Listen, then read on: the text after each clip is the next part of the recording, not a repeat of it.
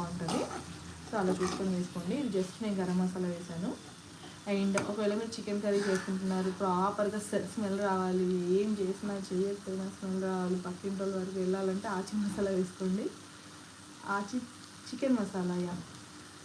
అది ఎందుకు గుర్తొచ్చిందంటే లైక్ వేములవాడకి వెళ్ళినప్పుడు లైక్ మనము అక్కడ పోచమ్మకి వండుతారు కదా, సో కోడిని అలా చేస్తారు. సో అలాంటి కండిషన్లో ఇంట్లోంచి ఎక్కువ వస్తువులు తీసుకెళ్ళము, అన్నీ అక్కడే దొరుకుతాయని తీసుకెళ్ళిన కొన్ని క్వాంటిటీస్ తీసుకెళ్తాం కదా. సో అక్కడ మొత్తం ఎక్కడ వెళ్ళినా కూడా ఒకటే స్మెల్ వస్తూ ఉండే. Like I was thinking like what's happening here, ఏమవుతుంది అని.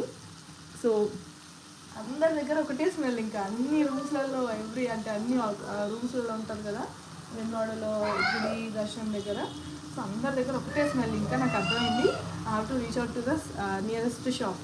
దగ్గరలో ఏ షాప్ ఉంటే అక్కడికి వెళ్ళి అక్కడ ఏం చికెన్ మసాలా ఉందో కనుక్కున్నాను. ఓన్లీ ఒకటే ఆచి చికెన్ మసాలా ఉండే. నాకు అర్థమైంది అది వచ్చేసేదంతా ఆ చికెన్ మసాలా వల్ల అని. సో నేను కూడా 2 తీసుకొని like I cooked it.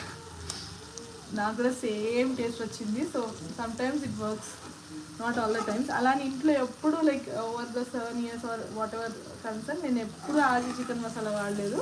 But ఆ రోజు అల్టిమేట్ ఎక్స్పీరియన్స్ అసలు. Sometimes it works. And chicken masala మీరు బయట కొనాలనుకుంటే ఎవరెస్ట్ చికెన్ మసాలా కూడా బాగుంటుందండి. సో